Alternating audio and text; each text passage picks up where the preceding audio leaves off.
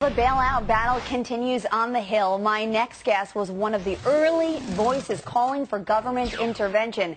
Now Gene Ludwig is focusing his efforts on defending the battered regional bank, National City. Gene joins us from Washington, D.C. to talk about both issues. Welcome to Money for Breakfast. Thank you so much for being here. Good morning. Pleased to be here. All right, so let's get to the first issue, and I'm glad that you're here to speak on behalf of National City. You know the management team. You've been consulting with them. You have seen their books. Why is it that people keep talking about the possibility of National City being on the cusp of failure? Is this overdone, or is it legitimate? You know, there's a general panic in the marketplace, and people have not differentiated I think adequately. Here you have a strong bank franchise, national bank, business bank that's not been particularly heavily in the troubled areas, a different kind of business. It's just hard for the average person to understand the differences. You know, I was reading a list of some of the bullet points that you were talking about. First of all, their Tier 1 capital ratio is tremendous. I mean, 11.1%. I believe Citi's was 8.8. So that's one thing that is a good sign of the health of the company. You also talk about the type of investments that they made, which are the kind of investments that people have been so concerned about. And you say they don't have that much exposure to it. So walk me through, why is it then that Moody's is talking about whether or not the company's debt could be downgraded? Well, as you say, this company has one of the highest Tier 1 leverage ratios. That's a fancy word for saying sort of capital base. It's got one of the strongest bases of any financial institution, any banking institution in the United States.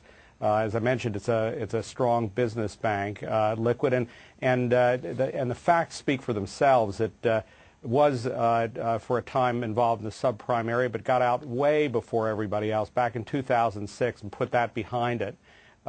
So I think you're looking at an overreaction to activities at other institutions, and it's just human panic. You know, Gene, we're talking about this rescue plan, and you were one of the first to talk about this. You wrote an op-ed piece with Paul Volcker and Nicholas Brady about it in the Wall Street Journal. What is your opinion about how this rescue plan has been developed or taken shape? Well, it's moving along. Congress has added things to it. There's a very fine leadership in Congress. They've been thoughtful about this and improved it in many ways. It's time. The important thing here is it's time to get this going. This rescue plan will calm people down. It will actually make important changes, and you won't have the kind of irrational behavior as you're seeing with National City. People get concerned. They're not financial experts. That's understandable. Right now, the rescue package is a very important element about getting America past this psyche of crisis.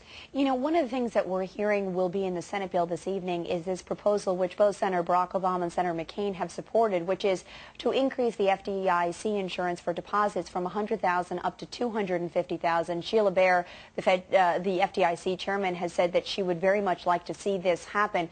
Will this address this crisis in confidence? Because, as you very well mentioned, people are not looking at the fundamentals and technicals. They're making psychological decisions based on confidence. That's right. The bill itself, the original bill, is really enough to make a major difference here and get us back on the right road. The increase in deposit insurance is a good thing. But people really have failed to focus on the power of the FDIC in the deposit insurance area. Some people have been taking their money out even under $100,000 where they're completely insured because they don't understand. But the Congress making a statement that you're insured up to $250,000, focusing public attention on the safety of the banking franchise is a good thing, and I think will help to calm the